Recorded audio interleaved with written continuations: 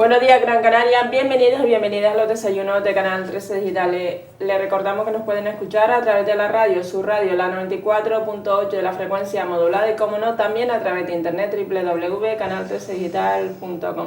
Esta mañana tenemos a Elena Suárez Pérez, agente de igualdad de la Asociación Mujeres, Solidaridad y Cooperación. Muy buenos días, Elena. Muy buenos días, María. Hoy vamos a hablar con Elena sobre el programa Sensibilización para la Integración Social de Mujeres Inmigrantes y sobre todo la evaluación de los resultados obtenidos en el año 2013 y la presentación para este año. ¿Desde cuándo vienes desarrollando este programa, Elena? Bueno, pues en primer lugar darte nuevamente las gracias por invitarnos a tu programa con tanta periodicidad como llevamos desde hace varios años. Y bueno, pues ya tenemos la enorme suerte de volver este año a estar aquí con este programa, el programa de sensibilización social para integración de mujeres inmigrantes, como tú bien lo anunciabas, que sigue siendo subvencionado por el Ministerio de Empleo y Seguridad Social y los fondos europeos para la integración, y es un programa que lleva ya gestionando la entidad desde el año 2010. Pues se ha seguido presentando el proyecto con unos resultados año tras año muy satisfactorios, tanto cuantitativa como cualitativamente, y bueno, eso ha dado pie a que pues se sigan concediendo estos programas para que en este caso Mujeres, Solidaridad y Cooperación lo siga desarrollando. Es un programa que se sigue ejecutando en las dos islas capitalinas, tiene carácter provincial, pero bien es cierto que nos centramos en el desarrollo de acciones tanto en la isla de Gran Canaria como en la isla de Tenerife, y bueno, y seguimos recorriendo la isla con estas acciones de sensibilización y prevención. Y bueno, la verdad que ha sido un año 2013 con unos resultados por encima de los objetivos esperados, y bueno, y esperamos y tenemos una gran un gran presagio de que este año volverá a tener, si no mejor, si no los mismos, mejores resultados. ¿Cuál es el objetivo de este programa de sensibilización social para la integración de mujeres inmigrantes? Bueno, pues nosotras, en este caso la entidad Mujeres, Solidaridad y Cooperación, siempre ha dado muchísima importancia en todos los proyectos que hemos venido desarrollando y gestionando desde hace ya más de 20 años. Le hemos dado muchísima importancia a la prevención y a la sensibilización, en este caso de la ciudadanía, ¿no? de la población en general. Nuestro objetivo es sensibilizar a esa población acerca de cuál es la realidad de las mujeres inmigrantes, informar también a los profesionales, a los y las profesionales que trabajan en el ámbito comunitario, para poder asesorar y formar a estos técnicos y técnicas de cara a pues situaciones y programas que luego ellos y ellas desarrollen no solamente en las corporaciones locales, sino también a otras entidades. ¿Perciben aspectos comunes las mujeres inmigrantes? ¿Tienen aspectos comunes entre ellas? El venirse de un país así, ¿ya vienen a lo mejor ya con algo ya preparado o vienen a la aventura? Bueno, se dan muchísimos o distintos perfiles, ¿no? Pero sí es cierto que en ese sentido el proceso migratorio de las mujeres en general, evidentemente de las mujeres migrantes, es siempre distinto al de los hombres, siempre ha sido diferente al de los hombres. Las mujeres han migrado en muchas ocasiones por intentar salir de una situación de extrema pobreza, precariedad, de muchísimas dificultades, incluso de discriminación por razones de género en sus países de origen, ¿no? Cosa que no ocurre con los hombres, porque evidentemente vivimos en un mundo, en un sistema patriarcal, y estas mujeres se enfrentan a la adaptación a un lugar desconocido, ¿no? Un lugar con muchísimas barreras, no solamente la idiomática, barreras en el sentido de desconocimiento del lugar, del entorno, de los recursos, ¿no? De los derechos que las amparan, ¿no? Todo esto, evidentemente, los programas que van dirigidos de atención directa a las mujeres, en este caso mujeres inmigrantes, tienen que tener muy en cuenta que hay que informar a las mujeres a la llegada a los países de destino de cuáles son los derechos que la amparan, ¿no? Sobre todo aquellas que están en una situación administrativa irregular, ¿no? Para que sepan qué tipo de procedimientos jurídico y administrativo legales ¿Y tienen. el programa de ustedes va enfocado a esas mujeres que están en situación regular o irregular? Nosotros trabajamos con... en concreto el programa de sensibilización con la población de acogida. Y luego los otros dos programas que tenemos de atención directa, que son de orientación laboral y social y apoyo psicológico y sexual, son para mujeres extracomunitarias de la Unión Europea. Otro tema importante, ¿a qué personas y recursos van dirigidas las acciones, Elena? Pues nosotras dirigimos nuestras acciones de sensibilización a los recursos comunitarios en general. Bien es cierto que tenemos una grandísima demanda desde hace muchos años de los centros de enseñanza secundaria y de formación. Si bien tocamos o le damos mucha importancia a este ámbito, pero también ya desde el año pasado venimos orientando nuestra estrategia de difusión a otros recursos comunitarios de atención, como son pues las diferentes concejalías de participación ciudadana, centros de igualdad, centros de mayores, casas de la juventud, asociaciones de mujeres, asociaciones vecinales, porque entendemos que todo ese ámbito o todos esos sectores comunitarios pues están carentes de una información y de una prevención para favorecer el acogimiento de estas personas inmigrantes. En concreto, y es por lo que nosotras estamos aquí, de las mujeres inmigrantes. Otro tema importante es la evaluación de esos resultados obtenidos en el año 2013. ¿Cómo han sido? Pues como te decía en un principio, ha sido muy satisfactorios, tanto en lo cualitativo como en lo cuantitativo. Hemos llegado a alcanzar una cifra de unos 4.700 beneficiarios entre ambas islas capitalinas.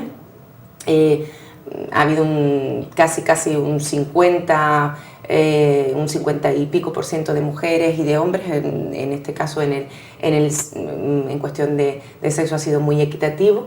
Y hemos llegado a desarrollar casi 190 acciones repartidas por todo el territorio insular. Al final del año 2013, en esa evaluación, en ese final evaluativo, tuvimos un 62% de acciones en estos centros de formación y educación secundaria, y el resto, el 38%, fue en estos otros ámbitos y sectores comunitarios.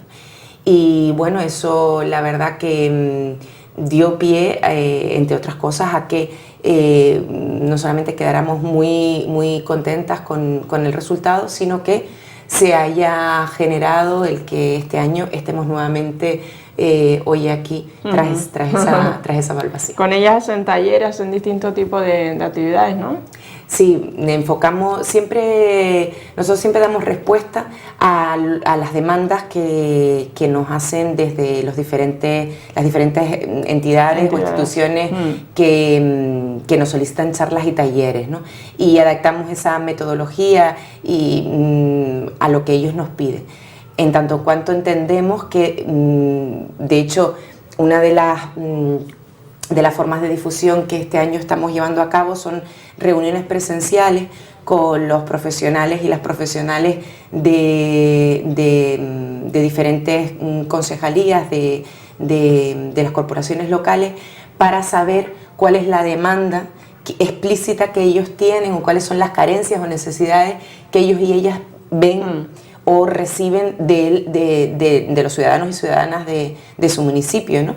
Y con ello lo que intentamos es adaptar nuestra oferta para que dé unos resultados eficaces y eficientes. ¿Ellas se desplazan a Las Palmas o ustedes van a esos municipios? Porque el tema de la crisis también afecta al tema de los desplazamientos. Y si la barrera idiomática también es un obstáculo, Elena. Sí. Nosotras nos desplazamos, nosotras vamos allá donde nos llamen y donde podamos desarrollar nuestro programa. En este sentido, bueno, pues lo que intentamos es facilitar no solamente la difusión, sino la visibilización del programa. Son charlas y talleres gratuitos y bueno, yo creo que es una oportunidad para que cualquier recurso de atención comunitaria pueda beneficiarse de esta posibilidad, ¿no? de llevar a cabo acciones de prevención y sensibilización en cualquier ámbito y desarrollo local, en este caso, por ejemplo, de los ayuntamientos, ¿no? ¿Y el idioma es una barrera para las mujeres inmigrantes cuando llegan aquí? Sí, el idioma es una barrera bastante importante, ¿no?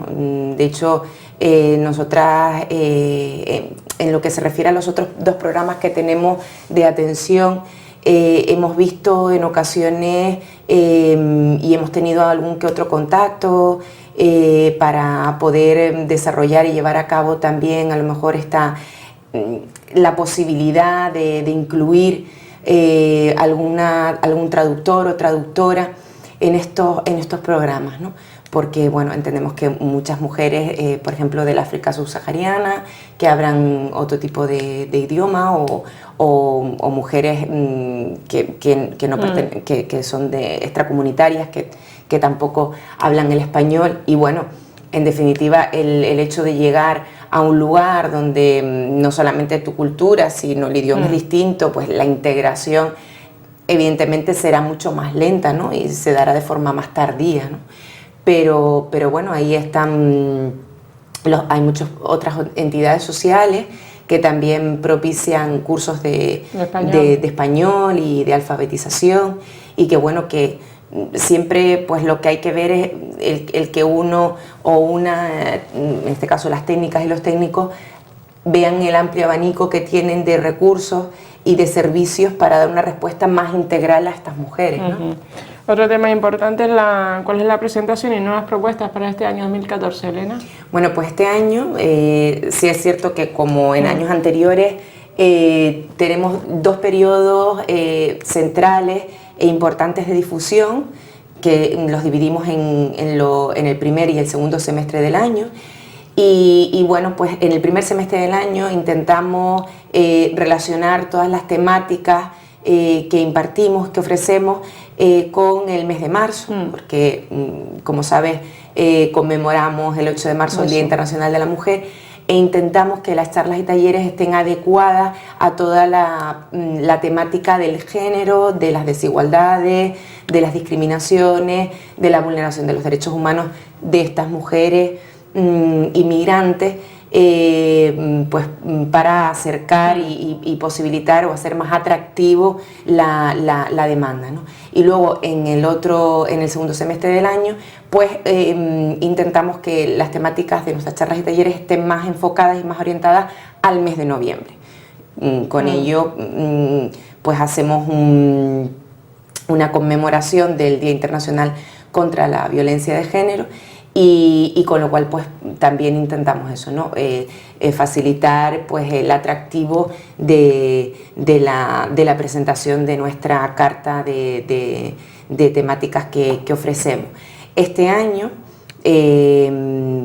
pues como siempre hacemos esa evaluación de los resultados, también pues observamos y evaluamos cuáles son las charlas y talleres más demandadas en este caso por los recursos, y bueno, pues intentamos presentar para este año un catálogo con unas temáticas distintas para un poco hacer más llamativo y como te decía, la oferta.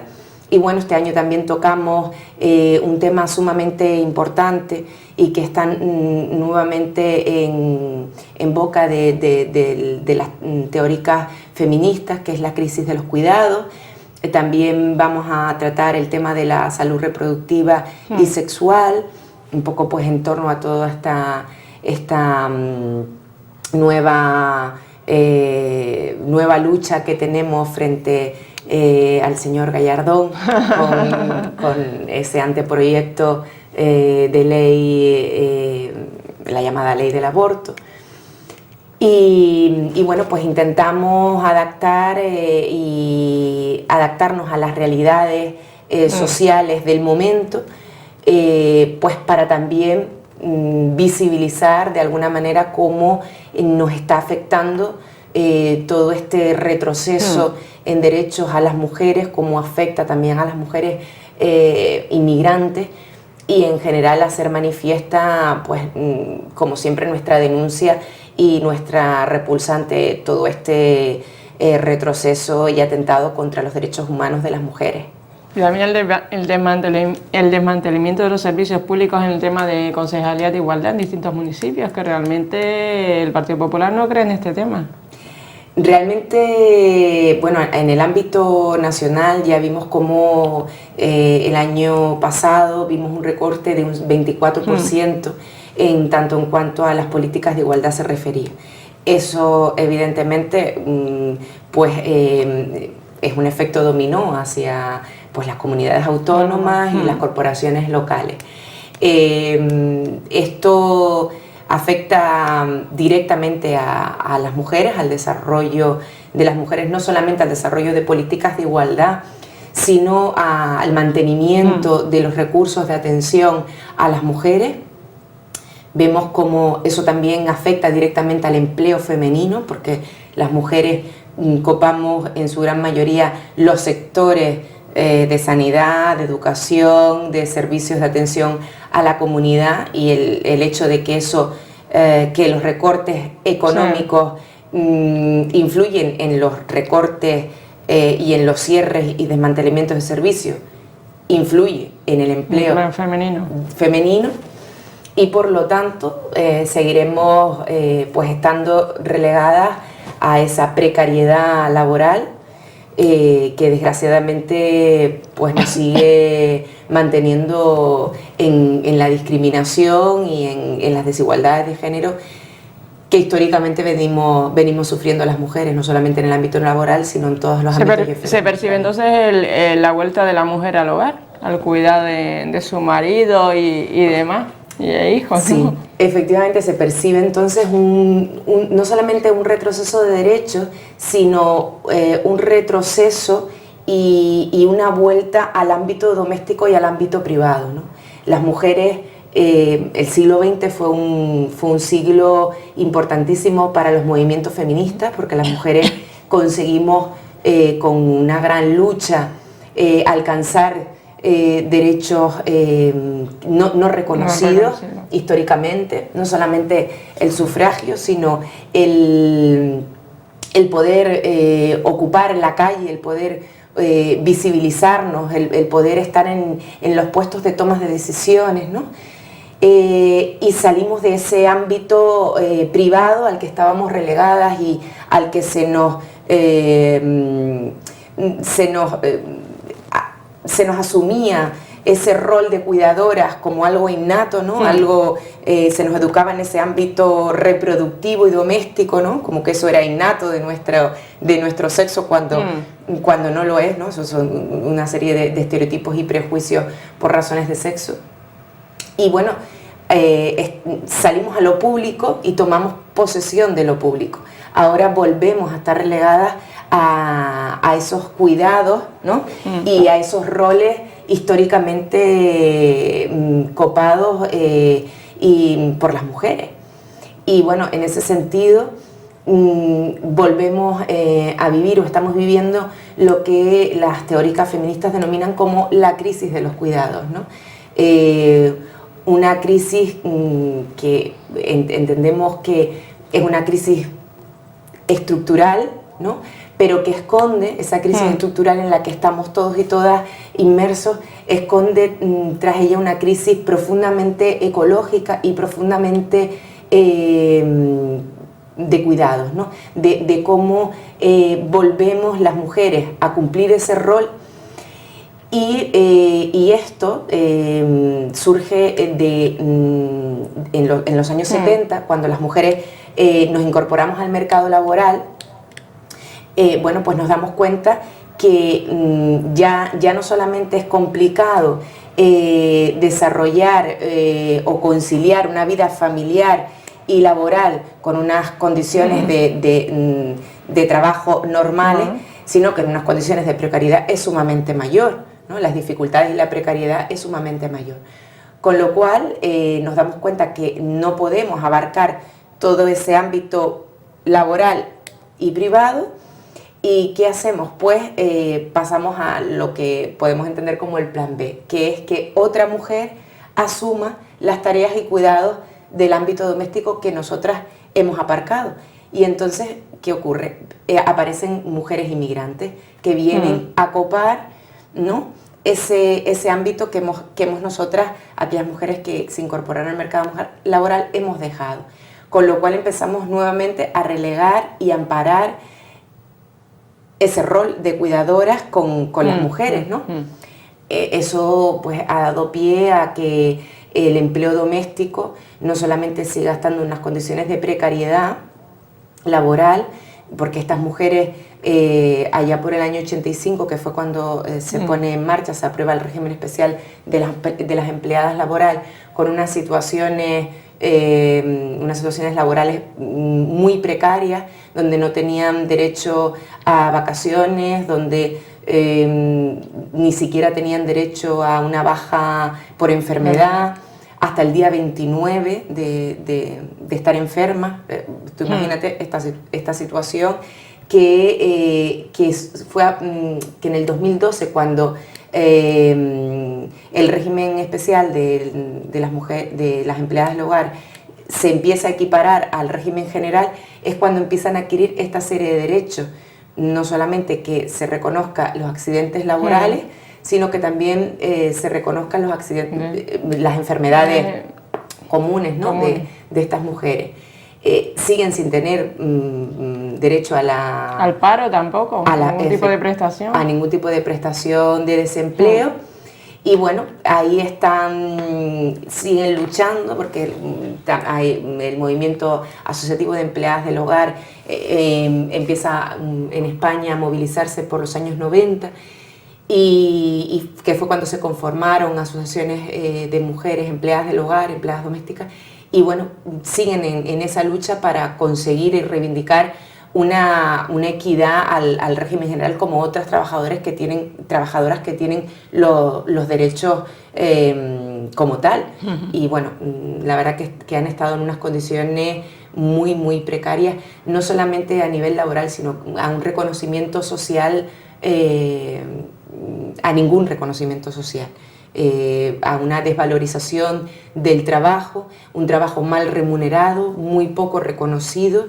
Y además, perdona Elena, además algunas de ellas o muchas de ellas tienen sus titulaciones en sus países de origen, a lo mejor son médicos, ingenieras, químicas, y realmente el estar aquí en una situación precaria de servicio doméstico con una titulación que realmente tienes que homologar y para ello necesitas dinero y tiempo, ¿cómo perciben ellas esa situación? Una situación de... Pues evidentemente es una situación de muchísima frustración, porque claro, hay muchas mujeres que en sus países de origen tienen estudios universitarios o que se han forjado una carrera profesional, o que incluso han trabajado en sus países, se han dedicado a lo que han estudiado, ¿no? Y bueno, pues se han visto forzadas a una migración a veces voluntaria, a veces no.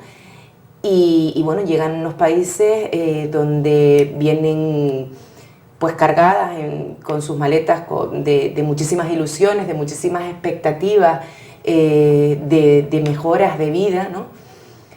No solamente para ellas, sino para sus familias, a las que dejan. Estas mujeres dejan familias completas, dejan a sus hijos, a sus hijas, a familias que dependen en muchos casos íntegramente de las remesas que ellas mandan, ¿no? Y bueno, pues evidentemente ese proceso de adaptación al país de origen, pues cuando una no ve desarrollado o desarrollada en su plenitud, no solamente su parte personal, sino su parte profesional, pues causa muchísima frustración, pero yo creo que eso nos pasaría a cualquier mujer que, bueno, que tiene expectativas de futuro en la vida, ¿no? Yo creo que eso es de sentido común, el que todas y todos pensemos en este sentido. ¿Existen diferencias entre cómo afecta a hombres y mujeres la situación de crisis y los recortes sociales que estamos viviendo en la actualidad? Sí. Porque hay familia y familia, hay muchas familias que son monoparentales, ella sola con los niños. Sí, las crisis, realmente las mujeres siempre hemos vivido en una situación de crisis. Y bueno, nos hemos adaptado, yo creo que de forma muchísimo más rápida y más resolutiva y de mejor manera a las situaciones de crisis económicas, financieras, de todo tipo, porque siempre hemos estado en esta situación, ¿no? La división sexual del trabajo ha sido histórica. Las mujeres desde la prehistoria pues ya vivimos en una situación de discriminación y de desigualdad, ¿no?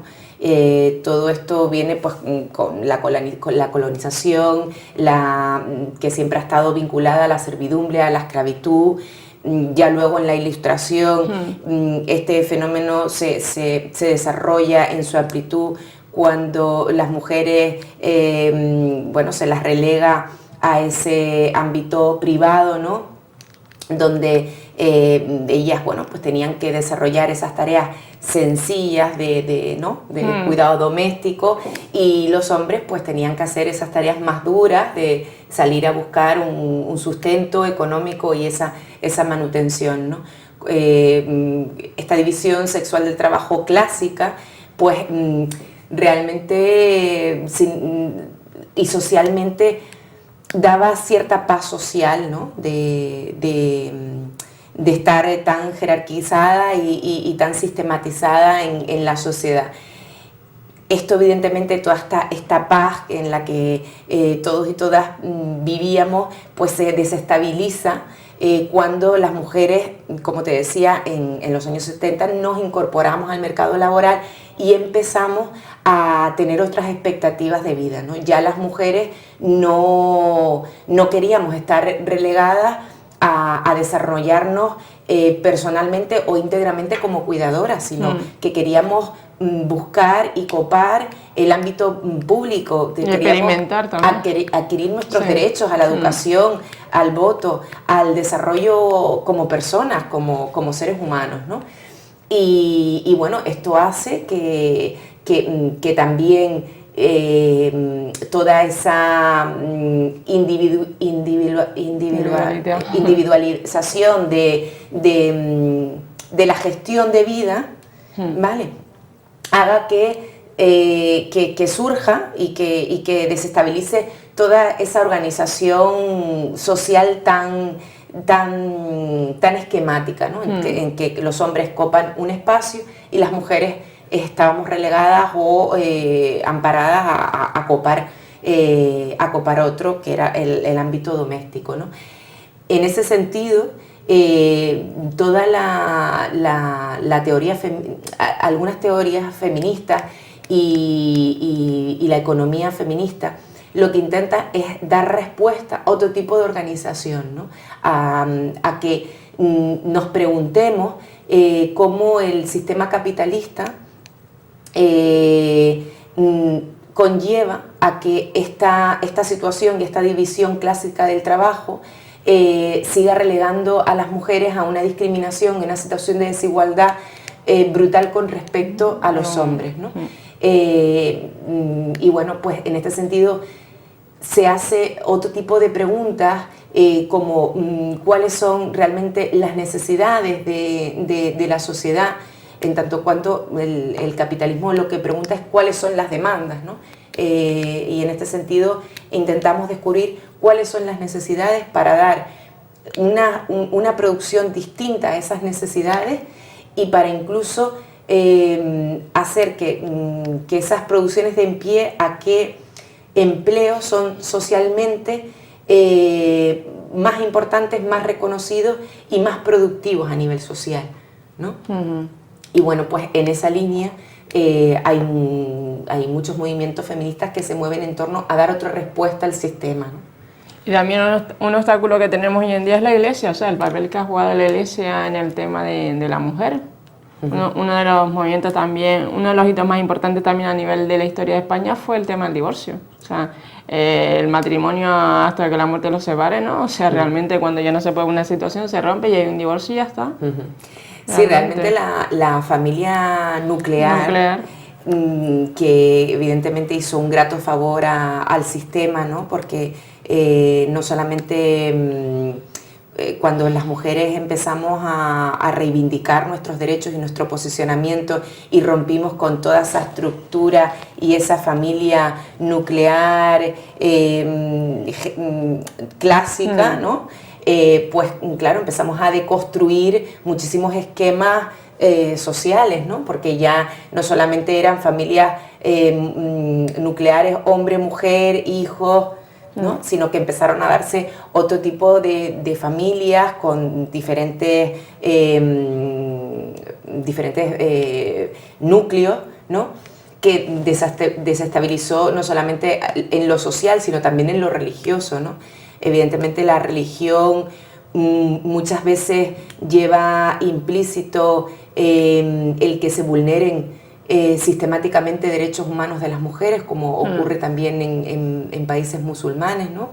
En la religión católica muchas veces se habla del burka, pero también debemos de tener en cuenta de cómo de la vestimenta de las religiosas en la religión católica. O sea que realmente no podemos obviar que la religión ha dejado a las mujeres en un segundo plano, no solamente dentro del propio sistema, sino en lo social, ¿no? En el ámbito social. En el tema también de la violencia de género, que igual la mujer iba y se confesaba y le decía, bueno, pues mi marido ahí me dio un bofetón, y dice, bueno, a ver qué has hecho tú. O sea, el propio confesor le decía, usted déjelo estar un día, a lo mejor que tuvo un día malo, realmente estaba ahí defendiendo al maltratador realmente. O sea, el tema del posicionamiento de la Iglesia también en la época franquista. Evidentemente las situaciones de violencia y desgraciadamente en la actualidad en muchos contextos y en muchas sociedades se sigue normalizando el que las mujeres suframos una situación de violencia, no solamente un maltrato físico, sino un maltrato verbal, un maltrato psicológico, una vulneración sistemática de nuestros derechos, como en muchas partes del mundo se agrede sexualmente a una mujer, a una niña, y eso pues no hay una respuesta social que repudie un acto violento de este tipo. Siguen desgraciadamente en muchos contextos normalizándose situaciones muy graves, situaciones que siguen amparando esta lacra social como es la violencia machista. Y bueno, yo creo que en ese sentido todas las personas, hombres y mujeres, tenemos que apoyar no solamente las luchas de los movimientos sociales, feministas, de las mujeres y hombres que salimos a la calle, sino en lo cotidiano, la lucha cotidiana del día a día, ¿no? Del no permitir un ataque hacia una mujer, el no permitir una sola discriminación por razón de género, el no permitir que las mujeres no se nos visibilice en el ámbito público, en la toma de decisiones, el que participemos de lo político, ¿no? Lo personal es político también. Hablando de política, Elena, pues me llama mucho la atención, por ejemplo, países como Brasil, Argentina y Chile, que están ahora, pues quienes más mandan ahí son 3 mujeres. Países que son, América Latina es extremadamente machista, y entonces son 3 mujeres fuertes, en las cuales también habían dictadores en otras épocas y realmente están ahí en el poder. Y después miras a Europa, salvo Angela Merkel, todos son hombres en las fotografías siempre que se hacen, ¿no? Realmente sí, cuando hacemos una... O a nivel también judicial. A nivel judicial hay pocas jueces, pocas mujeres que sean jueces que estén ahora en consejos importantes. Sí, bueno, pues esto ha sido una consecuencia de la invisibilización de las mujeres en todas esas esferas de poder. Evidentemente, en la historia hay muchísimas mujeres que han sido lideresas, que han sido mujeres reconocidas a nivel internacional, no solamente en lo político, sino en la literatura, en la medicina, en la astronomía, en muchísimos ámbitos profesionales y desarrollos personales, que realmente pues no es que no hayan existido, es que no se las ha visibilizado, y en los libros de historia pues no aparecen, más allá de a lo mejor de relacionarlas con otros hombres que sí han sido importantes en la historia y que ellas han estado como súbditas o han estado detrás de figuras masculinas. Papel secundario, ¿no? Importante. Igual que los Nobel de Economía, la mayoría son hombres, o sea, o premios de literatura. Sí. Hay muchísimos más escritores que escritoras desde el punto de vista de galardones, o a nivel de música. Yo no he visto ninguna directora de orquesta. Sí. No lo sé si hay, pero claro, realmente... igual que en el ejército, en todo ese ámbito militar y pues efectivamente hay masculinizados, son sectores que han estado ocupados por los hombres, y que pensamos que no existen mujeres que desarrollen ese tipo de profesiones con las mismas capacidades y con las mismas actitudes que ellos. Evidentemente las hay.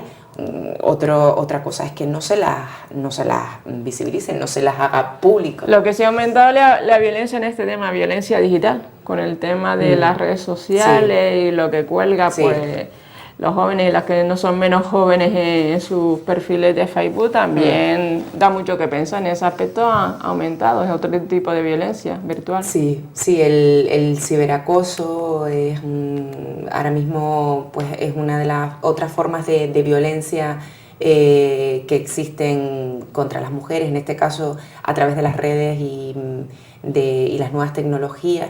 Y bueno, desgraciadamente está siendo un tema de suma importancia y preocupación, sobre todo en el ámbito de la educación. Si bien es cierto que nosotras, cuando nos desplazamos a los centros de enseñanza secundaria, el profesorado nos hace manifiesto esa preocupación, porque perciben dentro de las aulas con los chicos y chicas, pues no solamente formas de violencia de género explícitas dentro del propio centro, sino a través de todas estas redes de comunicación y nuevas tecnologías. Pues es otro campo de actuación para trabajar a través de la prevención, de la educación y de la información, ¿no? De un buen uso de las herramientas tecnológicas. Y bueno, pues en eso también tenemos que poner nuestro foco de atención. Para finalizar, Elena, entonces estamos ante un momento de retroceso ante los derechos de la mujer, ¿no? Pues sí, estamos en un momento, pues casi diría que un momento de luces y sombras para las mujeres, para seguir pues luchando, teniendo que salir nuevamente a la calle para luchar, pues para volver a reconocer derechos ya conseguidos, ¿no? Derechos que habían sido alcanzados con mucho sudor y con mucho trabajo de muchas mujeres que incluso quedaron en el camino por conseguir que otras mujeres como nosotras hoy en día pudiéramos disfrutar de nuestra libertad, ¿no? De la libertad de decidir sobre nuestro propio cuerpo, de la libertad de tomar nuestras propias decisiones sin que nada ni nadie nos obligue a tener una vida que no queremos, a que influyan sobre nuestro desarrollo personal y humano, ¿no? A que sigamos relegadas a la decisión de un tercero, no solamente de un tercero, de un hombre, sino del Estado, ¿no? De esa violencia institucional que las mujeres seguimos padeciendo, ¿no? Y que desgraciadamente nos ampara a seguir siendo ciudadanas de segunda o incluso en muchos países ciudadanas de tercera, ¿no? Cuando las mujeres en muchas otras no tenemos ni la posibilidad de manifestar públicamente nuestra repudia y nuestro rechazo ante todas las discriminaciones por cuestión de sexo que sufrimos, ¿no? Estamos en un momento muy delicado, ¿no? Estamos en un momento en el que todas las mujeres y todos los hombres debemos de salir a la calle, de denunciar pues todos estos retrocesos, y unidas y unidos haremos que esto, pues le pondremos freno ante